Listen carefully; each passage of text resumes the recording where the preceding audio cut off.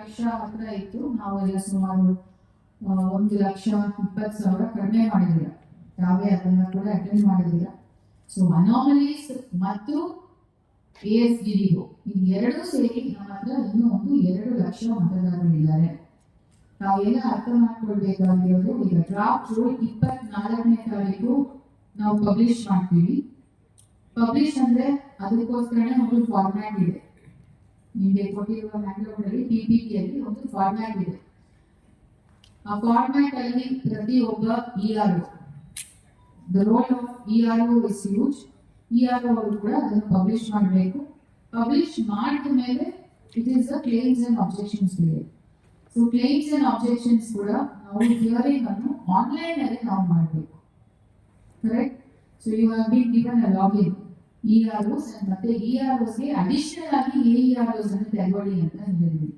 ಯಾಕೆ ಅಂತ ನಾವೆಲ್ಲರೂ ಅರ್ಥ ಮಾಡ್ಕೋಬೇಕು.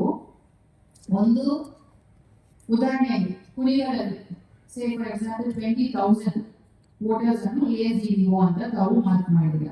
ಆ 20,000 ಅನ್ನು ತಾವು 40 ಡೇಸ್ ಅಲ್ಲಿ ಇನ್ವರ್ಟ್ ಮಾಡಬೇಕು ಅಂತ ಹೇಳಿದ್ರೆ ಒಂದ್ ದಿನಕ್ಕೆ ಎಷ್ಟು ಇನ್ವರ್ಟ್ ಮಾಡಬಹುದು ಅಂತ ಒಂದು ಲೆಕ್ಕಾಚಾರ ಇರಬೇಕು.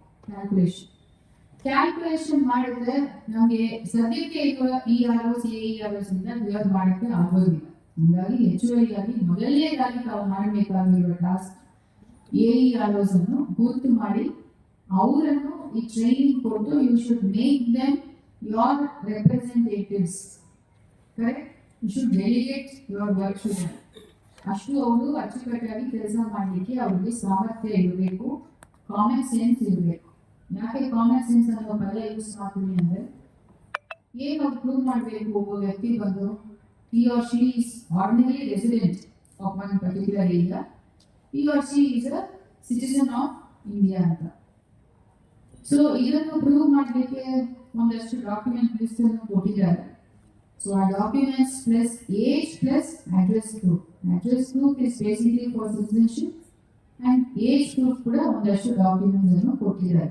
ಅದರಲ್ಲಿ ಆಧಾರ್ ಕಾರ್ಡ್ ಇದೆ, ಈಗ ರಾಜ್ಯ ಸರ್ಕಾರದಿಂದ ಈಗಾಗಲೇ ವಿತರಣೆ ಆಗುವ ಪರ್ಮನೆಂಟ್ ರೆಸಿಡೆನ್ಸ್ ಸರ್ಟಿಫಿಕೇಟ್ ಇದೆ. ನಿಮಗೆ ಬಿಯಾಂಡ್ ದ ಡೌಟ್ ಪ್ರೂವ್ ಮಾಡಬೇಕು ಒಬ್ಬ ವ್ಯಕ್ತಿ ಅಂತ ಹೇಳಿದ್ರೆ ತಾವು ಫಸ್ಟ್ ಇಂದನೇ ಬಹಳ ಸ್ಪಷ್ಟವಾಗಿ ಹೇಳ್ಬಿಡಿ, ನಿಮ್ಮ ಹತ್ರ ಏನೇ ಡಾಕ್ಯುಮೆಂಟ್ಸ್ ಇದೆ ಪ್ರತಿ ಒಂದನ್ನು ತಗೊಂಡು ಬನ್ನಿ ಅಂತ. Why I am telling this is after lot of thought I am telling this. Why? Because ನಾಳೆ ನಮ್ಮ ಜಿಲ್ಲೆ ಒಳಗೆ ಉದಾಹರಣೆಗೆ ಒಬ್ಬರಿಗೆ ರೇಷನ್ ಕಾರ್ಡ್ ಒಬ್ಬ ನ್ಯಾಯಾಲಯದಲ್ಲಿ ಕೊಡ್ತಿದ್ದಾರೆ, ಆಯ್ತಾ? ರೇಷನ್ ತಗೊಳ್ತಾ ಇದ್ದಾರೆ. ಯು ಶುಡ್ ನಾಟ್ ಬಿ ಏನ್ ಹೇಳೋದು unreasonable to say that he or she is not a citizen. ಗೊತ್ತಾಯ್ತಾ? So please use your common sense. ನಿಮಗೆ ಏನು ಸಪೋರ್ಟಿಂಗ್ ಡಾಕ್ಯುಮೆಂಟ್ಸ್ ಇದೆ ಅದನ್ನು ತಗೊಳ್ಳಿ ಅವರಿಂದ. ಸೊ ಈಗ ಲಿಸ್ಟಲ್ಲಿ ಹೇಳಿದ್ದಾರೆ ಬರೀ 3 ಡಾಕ್ಯುಮೆಂಟ್ಸ್ ಅಂದ್ರೆ ಸಾಕು ಅಂತ. But if the 3 documents is not satisfying you, it doesn't mean that they are not a citizen. Right? So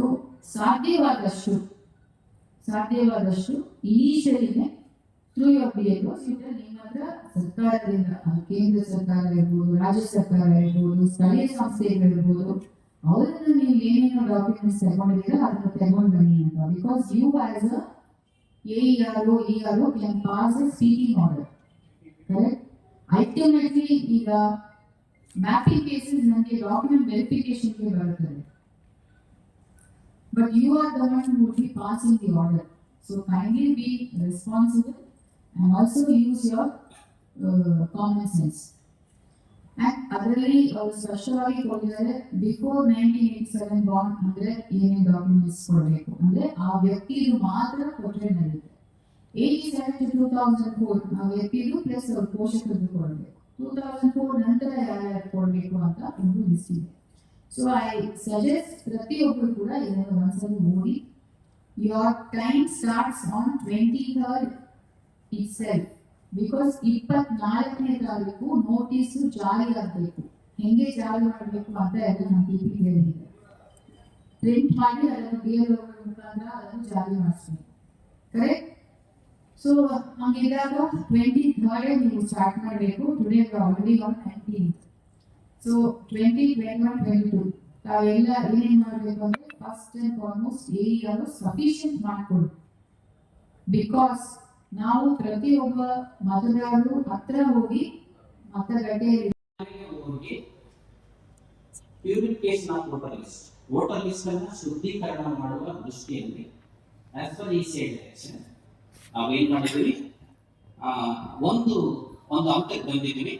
ಇಲ್ಲೊಂದು 10 ಜನನ ಹೊರಗೆ ಇಟ್ಟಿದ್ವಿ, ಇನ್ನೊಂದು 10 ಜನ ಮ್ಯಾಪಿಂಗ್ ಆಗಿಲ್ಲ ಅಂತೀವಿ, ಇನ್ನೊಂದು 10 ಜನ ಕರೆಕ್ಷನ್ ಇದೆ ಅಂತ ಹೇಳ್ತೀವಿ. ಕರೆಕ್ಟ್ ಅಲ್ವಾ? ಇದರಲ್ಲಿ ಇವತ್ತಿನ ದಿನಕ್ಕೆ ಇಲ್ಲಿ ಸ್ವಲ್ಪ ನೋಡೋದಾದ್ರೆ ಪ್ರೀ SIR ಆಕ್ಟಿವಿಟೀಸ್ ನಲ್ಲಿ ಏನ್ ಮಾಡಿದ್ವಿ ಅಂದ್ರೆ, ನಮ್ಮ ಹತ್ರ ಇರುವಂತಹ ವೋಟರ್ ಲಿಸ್ಟ್ ಎಲ್ಲ 30 ಜಿಲ್ಲೆಯ ಜಿಲ್ಲಾಧಿಕಾರಿಗಳು ಹಾಗೆ ADC ಅವರು ಅದರಲ್ಲಿ ಪ್ರೆಸಿಡೆಂಟ್ ಆಗಿದ್ದರು. ಅದರಲ್ಲಿ ಬಹಳ ಉತ್ತಮವಾದಂತಹ ಇನ್ಸ್ಟ್ರಕ್ಷನ್ ಕೊಟ್ಟಿದ್ದಾರೆ. ನಾವು ತುಂಬಾ ಒತ್ತಡ ರಹಿತವಾಗಿ ಕೆಲಸ ಮಾಡಬೇಕಂದ್ರೆ ಪ್ಲಾನ್ ಮಾಡ್ಕೋಬೇಕು. ತುಂಬಾ ಪ್ರಾಪರ್ ಪ್ಲಾನ್ ಇದ್ದರೆ ಮಾತ್ರ ಸಕ್ಸಸ್ಫುಲಿ ಈ ರಿವಿಷನ್ ಪ್ರೋಸೆಸ್ ಅನ್ನ ಕಂಪ್ಲೀಟ್ ಮಾಡಬೇಕು. ಈಗ ಡೈರೆಕ್ಟ್ ಆಗಿ ನಾನು ಬರ್ತೀನಿ.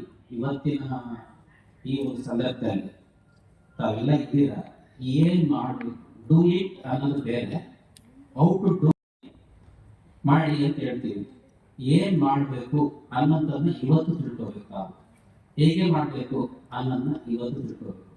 ಏನ್ ಮಾಡಬೇಕು, ಹೇಗೆ ಮಾಡಬೇಕು, ಯಾವಾಗ ಮಾಡಬೇಕು ಅನ್ನೋದನ್ನ ಮಾತ್ರ ತಿಳ್ಕೊಂಡ್ರೆ ಟುಡೇಸ್ ವರ್ಕ್ಶಾಪ್ ಈಸ್ ಓವರ್. ಇದು ಕ್ಲಿಯರ್ ಆಯ್ತು ಅನ್ಸ್ತದೆ. ಇಷ್ಟೇ ಬೇಕಾಗಿದೆ.